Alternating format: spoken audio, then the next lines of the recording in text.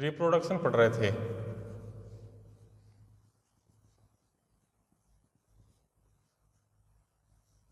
Algae जिसको हम सवाल बोलते हैं, उसके अंदर हम रिप्रोडक्शन पढ़ रहे थे, जिसमें 3 प्रकार के रिप्रोडक्शन होते हैं।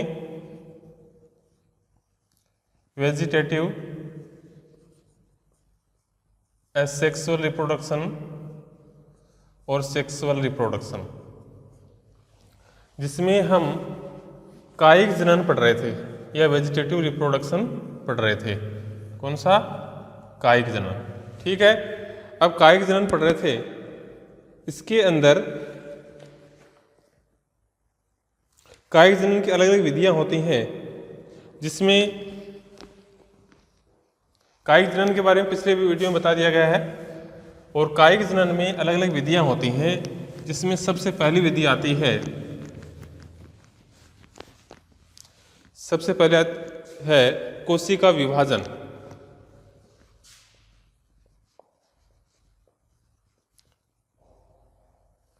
कोशिका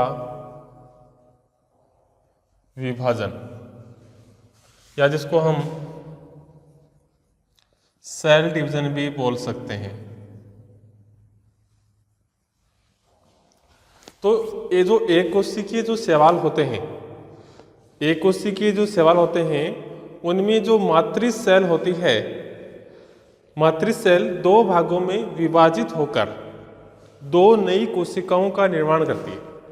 यानी जो एक कोशिकीय जो शैवाल होते हैं, उनमें जो मातृ यानी जो मदर सेल होती है, वो 2 भागों में विभाजित होकर के और 2 नई कोशिकाओं का निर्माण करती है। ये कोशिकाएं अलग होकर स्वतंत्र पादप के समान व्यवहार करती हैं। ये कोशिकाएं अलग होकर स्वतंत्र पादप के समान व्यवहार करती हैं, और यह क्रिया द्विवीय विखंडन भी कहलाती है। क्या कहलाती है? द्विवीय विखंडन भी कहलाती है। यह क्रिया क्या कहलाती है? द्विवीय विखंडन भी कहलाती है, जैसे युगलिना, जैसे युगलिना। तो इसमें क्या होता है कि जो एक कोशिकीय जो शैवाल होते हैं,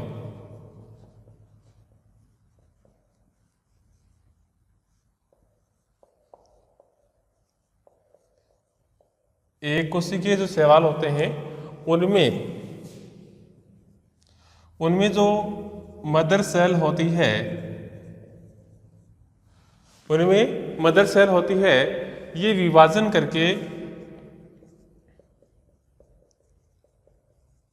डिवीजन करके और 2 नई सेल्स बनाती है। क्या बनाती है?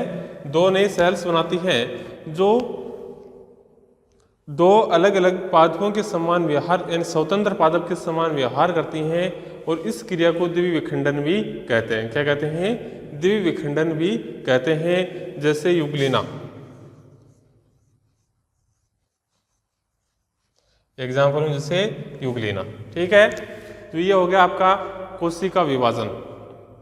लिखिए इसमें, एक कोशिकीय शैवालों में मातृ कोशिका या मदर सेल 2 भागों में विभाजित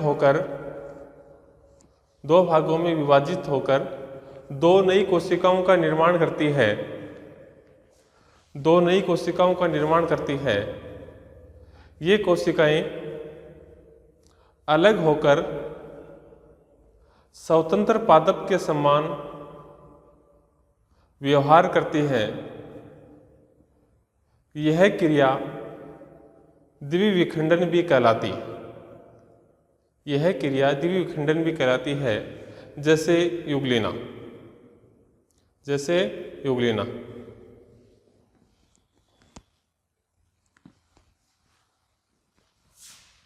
नेक्स्ट विधि आती है अपनी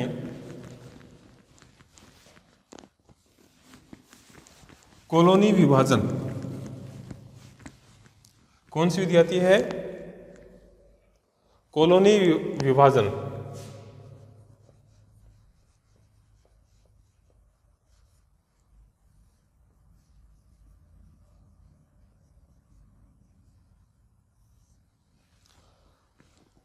कॉलोनी विभाजन। ठीक है, कॉलोनी विभाजन क्या होता है कि कुछ शैवालों में कुछ जो शैवालों के जो सदस्य होते हैं उनके अंदर जब कॉलोनी अपनी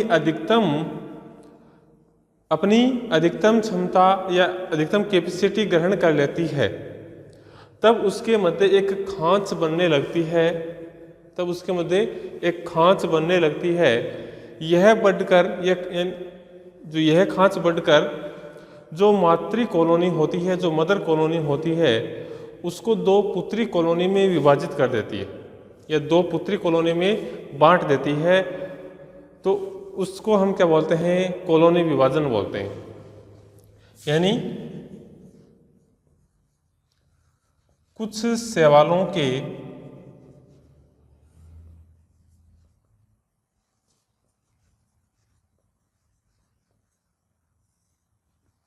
सदस्यों में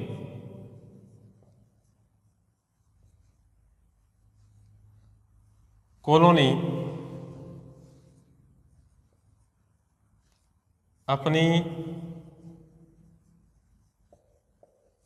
अधिकतम क्षमता ग्रहण कर लेती है। कुछ शैवालों के सदस्यों में कॉलोनी अपनी अधिकतम क्षमता ग्रहण कर लेती है,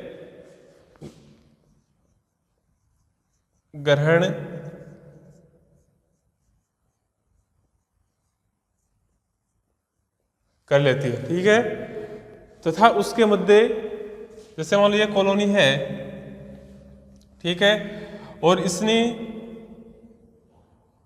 अपनी अधिकतम जितने सदस्य होने थे वो हो गए, अपने अधिकतम सदस्य कवर कर लेती है। कैपेसिटी जो उसकी अधिकतम कैपेसिटी होती है, मैक्सिमम कैपेसिटी होती है, वो कवर कर लेती है।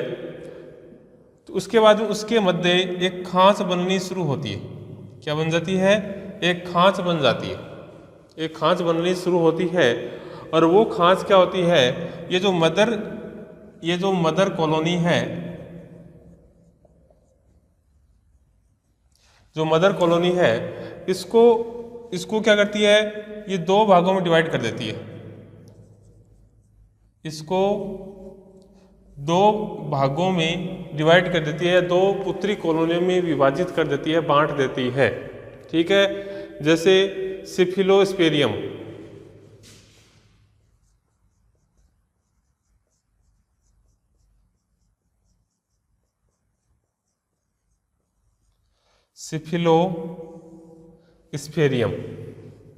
सिफिलोस्पेरियम, ठीक है। नेक्स्ट विधि आती है अपनी हार्मोगोन्स। यह हो गया आपका कॉलोनी विभाजन। हाँ, इसके बारे में लिखिए। कुछ शैवालों के सदस्यों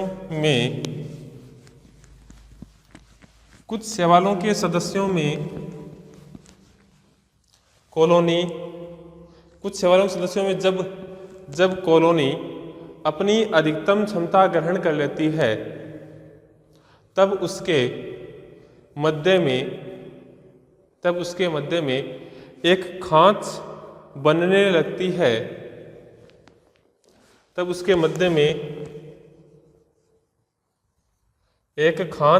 लगती है। यह बढ़कर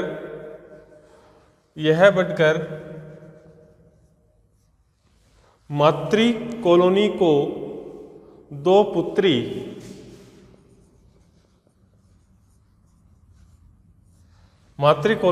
दो पुत्री कॉलोनियों में विभाजित कर देती है या बांट देती है।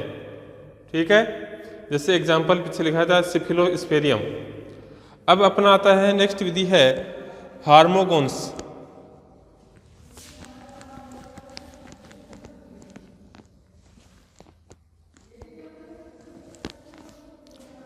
तीसरी विधि है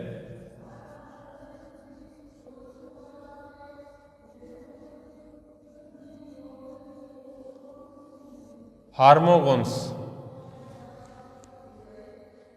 क्या है?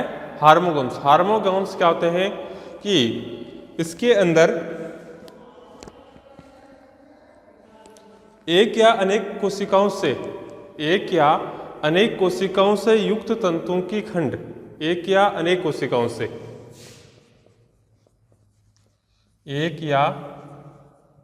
अनेक सेल्स, एक या अनेक सेल्स से युक्त तंतु के खंड होते हैं। ये अन्य तंतु से अलग होकर नया पादप तंतु बनाते हैं। हार्मोगोन्स का निर्माण मृत सेल के या मातृ सेल के नष्ट होने से या हेटेरोसिस्ट के नज़दीक से टूटने से होता है। हेटेरोसिस्ट के नज़दीक से टूटने से होता है, यानी एक या अनेक कोशिकाओं से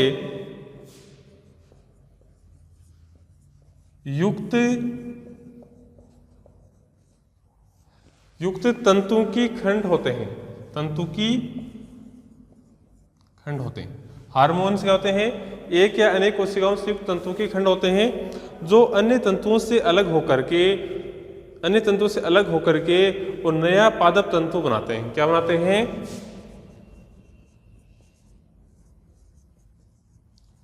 नया पादप तंतु बनाते हैं। क्या बनाते हैं? नया पादप तंतु बनाते हैं। और हार्मोगोन्स का निर्माण है वो मातृ सेल के नष्ट होने से या हेटेरोसिस्ट के नज़दीक से टूटने से होता है।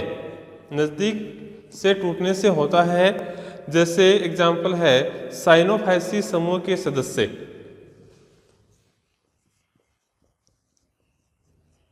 साइनोफाइसी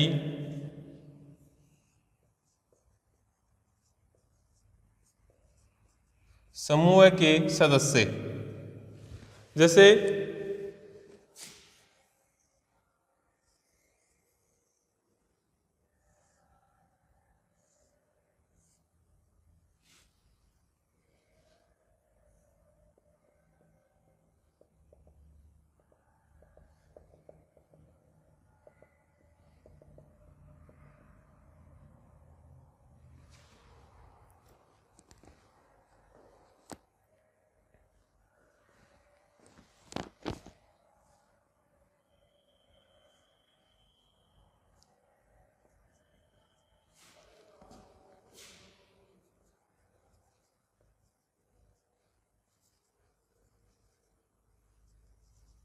ये नेक्रीडियम डेड सेल है।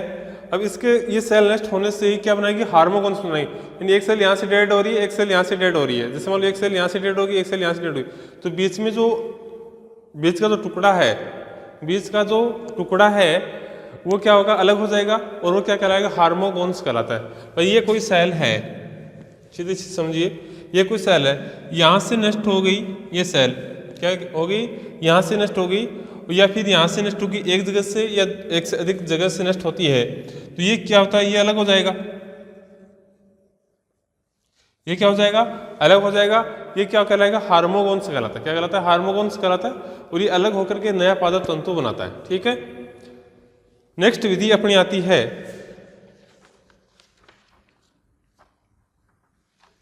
खंडन। चौथी विधि है खंडन। हाँ, हार्मोगोन्स के बारे में लिखिए, थोड़ी लिख लीजिए हार्मोगोन्स की। एक या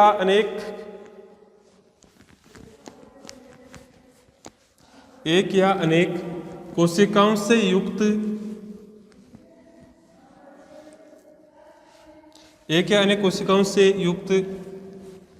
तंतु के खंड होते हैं। एक या अनेक कोशिकाओं से युक्त तंतु के खंड होते हैं। यह अन्य तंतु से अलग होकर नया पादप तंतु बनाते हैं। हार्मोगोन्स का निर्माण मातृ सेल्स के नष्ट होने या हेटेरोसिस्ट के नज़दीक से टूटने से होता है। जैसे साइनोफाइसी समूह के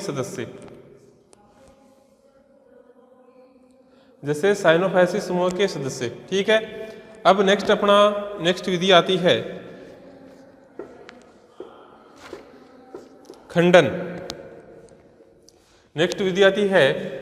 चौथी विधि है खंडन। खंडन क्या होता है बताओ भाई? खंडन क्या होता है? यानी जब कोई बहुकोशिकीय शैवालों में, यानी बहुकोशिकीय जो शैवाल होते हैं उनके अंदर जब पादप सुकाय का कोई भाग या अंश किसी भी कारण से टूटकर मातृ पादप से अलग हो जाता है, यानी कुछ बहुकोशिकीय शैवालों में जब पादप सुकाय का कोई भी भाग या अंश किसी भी कारण से टूटकर मातृ पादप से अलग हो जाता है, मातृ पादप से अलग हो जाता है, तब यह एक नया पादप सुकाय बना लेता है। तब यह एक नया पादप सुकाय बना लेता है। यह विधि तंतुकीय शैवालों में बहुतायत से पाई जाती है। यह तंतुकीय शैवालों में बहुतायत से पाई जाती है, जैसे उडागोनियम एनाबिना। तो खंडन क्या होता है कि जो कुछ है मल्टीसेलुलर बहुकोशिकीय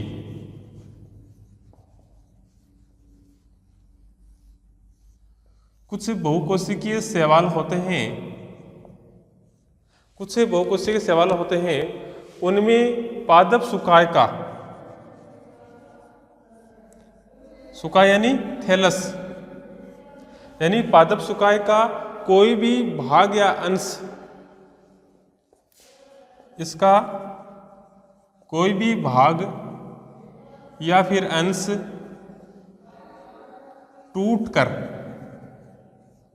टूटकर अलग हो जाता है, किसी भी कारण से कोई भी अंश या भाग टूटकर अलग हो जाता है, तो ये मातृ पादप से अलग हो जाता है, तब यह एक नया पादप सुकाय बनाता है। तब ये एक नया पादप सुकाय बनाता है और नया पादप सुकाय बनाता है। और यह विधि तंतु की जो शैवाल हैं उनमें अधिक पाई जाती है। किसमें? जो तंतु की जो शैवाल हैं उनमें बहुतायत से पाई जाती है, उनमें अधिक या बहुतायत से पाई जाती है। जैसे एग्जाम्पल क्या है? उडागोनियम और कारा, उडागोनियम है एनाबिना।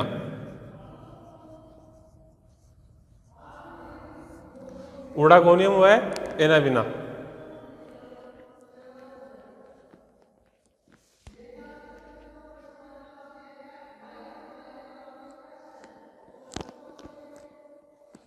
लिखिए, कुछ बहुकोशिकीय शैवालों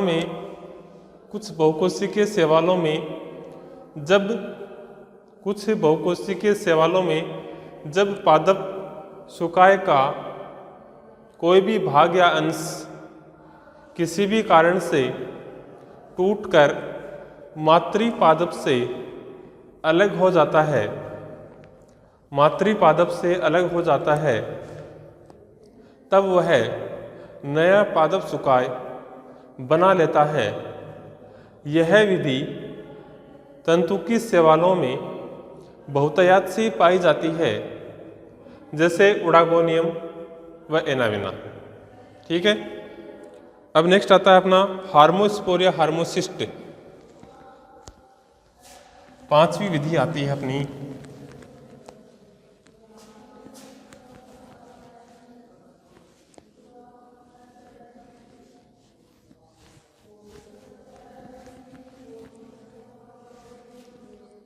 हार्मोस्पोर या हार्मोसिस्ट।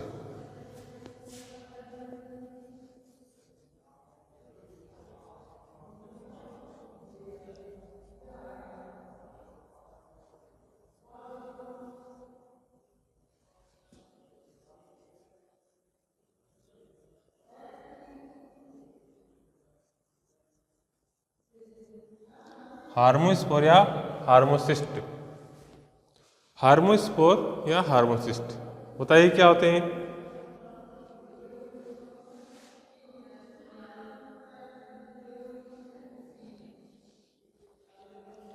यानी हार्मोगोन्स होते हैं हार्मोगोन्स तो आपने पढ़ लिए। हार्मोगोन्स होते हैं वो प्रतिकूल परिस्थितियों में अपने चारों ओर मोटी भित्ति, यानी हार्मोगोन्स होते हैं ये अपने चारों तरफ एक मोटी भित्ति बना लेते हैं, मोटी भित्ति का निर्माण कर लेते हैं। क्या कर लेते हैं? अपने हार्मोगोन्स प्रतिकूल परिस्थितियों में अपने चारों तरफ मोटी भित्ति का निर्माण कर लेते हैं। ये एक चिरकालिक बॉडी की तरह व्यवहार करती है। यानी जो हार्मोगोन्स होते हैं वो अपने चारों तरफ जो प्रतिकूल परिस्थितियां होती हैं, प्रतिकूल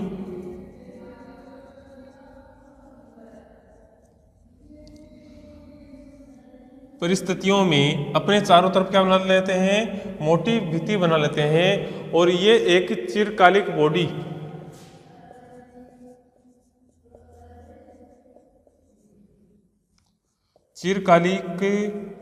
बॉडी की तरह व्यवहार करती है। ऐसे स्पोर या संरचना को हार्मोस्पोर कहते हैं। इसको क्या कहते हैं? ऐसी संरचना को इसको क्या कहते हैं? हार्मोस्पोर कहते हैं। क्या कहते हैं? हार्मोस्पोर कहते हैं। और जो परिस्थिति अनुकूल आने पर या परिस्थिति अनुकूल रहने पर ये हार्मोस्पोर अंकुरित होकर के नया पादप बनाते हैं। अभी ये क्या करेंगे? जब परिस्थिति अनुकूल आएंगी या अनुकूल परिस्थिति के आने पर ये अंकुरित होकर के वो नया पादप बनाते हैं। क्या बनाते हैं? यानी हार्मोगोन्स प्रतिकूल परिस्थितियों के अंदर अपने चारों तरफ मोटी भित्ति बना लेते हैं जो एक चिरकालिक बॉडी की तरह, चिरकालिक में लॉन्ग समय तक वो जीवित रहे, चिरकालिक बॉडी की तरह व्यवहार करती है। और इस संरचना को हार्मोस्पोर कहते हैं। हार्मोस्पोर अनुकूल परिस्थितियां आने पर या अनुकूल समय आने पर अंकुरित होकर के नया पादप बना लेते हैं। ठीक है, यह हो गया हार्मोस्पोर या हार्मोसिस्ट।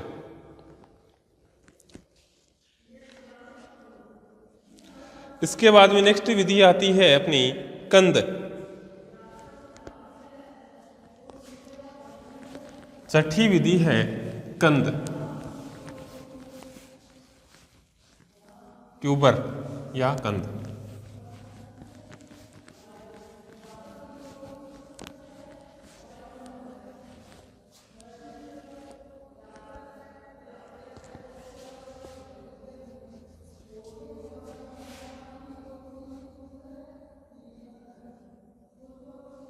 कंद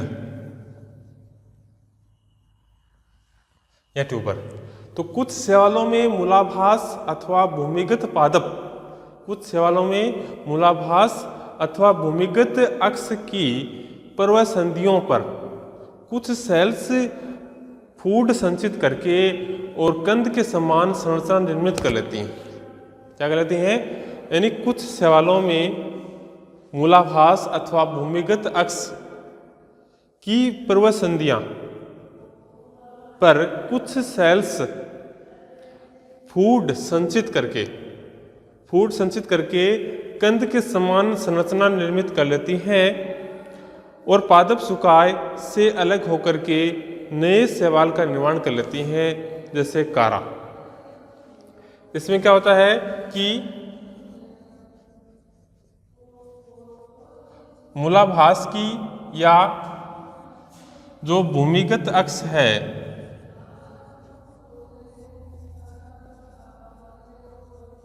अक्ष की जो पर्वसंधियां हैं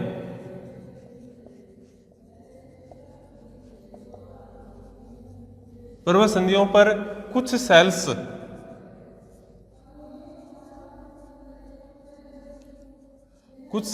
फूड या भोजन संचित करके कंद के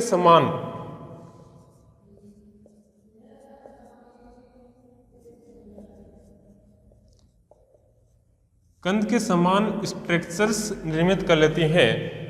ठीक है, जो पादप सुकाश से अलग होकर के और नया शैवाल बनाती हैं। और ये स्ट्रक्चर्स क्या करती हैं, अलग होकर के और नया जो शैवाल है उसका निर्माण करती है। जैसे एग्जाम्पल में है कारा। एग्जाम्पल में क्या है, कारा। लिखिए कंद के बारे में। कुछ शैवालों के मूलाभास अथवा भूमिगत अक्ष की पर्वसंधियों पर कुछ सेल्स फूड संचित करके कंद के समान संरचना निर्मित कर लेती है। संरचना या स्ट्रक्चर निर्मित कर लेती है, जो पादप सुकाश से अलग होकर नए शैवाल का निर्माण कर लेती है, या नए शैवाल का निर्माण करती है। जो पादप सुकाश से अलग होकर के क्या करती है, नए शैवाल का निर्माण करती है।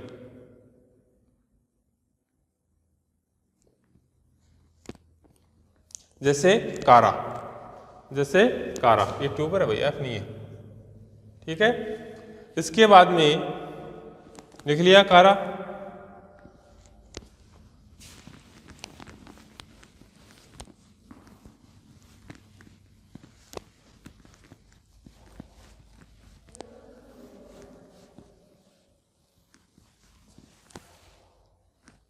पत्र पर कलिकाएं, सातवीं विधि है।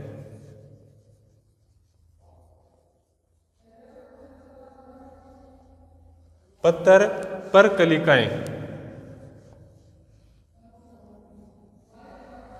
या बुलबिल्स,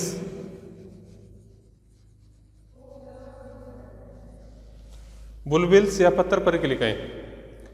यानी पत्र पर कलिकाएं क्या होती हैं, यह गोलाकार,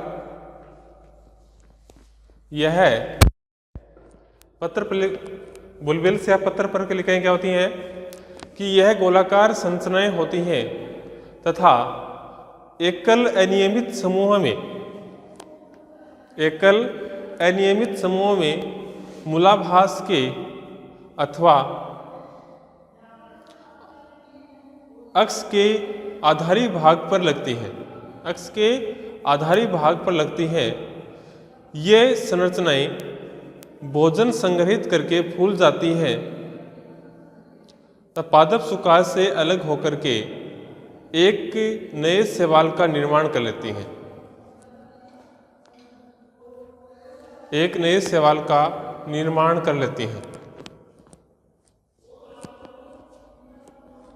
यानी पत्र पर कलिकाएं क्या होती हैं, ये गोलाकार संरचनाएं होती हैं। क्या होती हैं, गोलाकार संरचनाएं होती हैं जो एकल या अनियमित समूहों में, गोलाकार स्ट्रक्चर्स होती हैं जो एकल या अनियमित समूहों में अब जो मूलाभास के पास या अक्ष के पास आधारी भाग पर लगती हैं, जो भोजन संचित करके, यानी ये स्ट्रक्चर्स भोजन संचित करके फूल जाती हैं और पादप सुकाश से अलग होकर के नया पादप बनाती हैं। क्या बनाती हैं, नया पादप बनाती हैं, जिसको हम क्या कहते हैं, बुलबिल्स या पत्र पर कलिकाएं कहते हैं।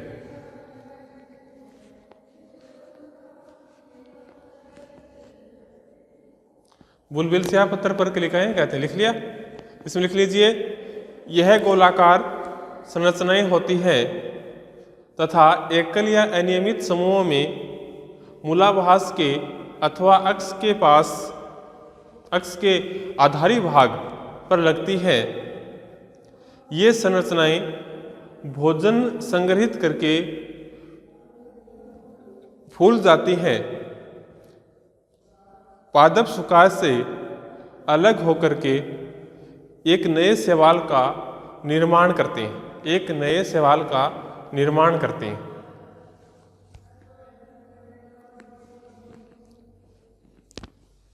नेक्स्ट क्लास में अगली विधि पढ़ेंगे।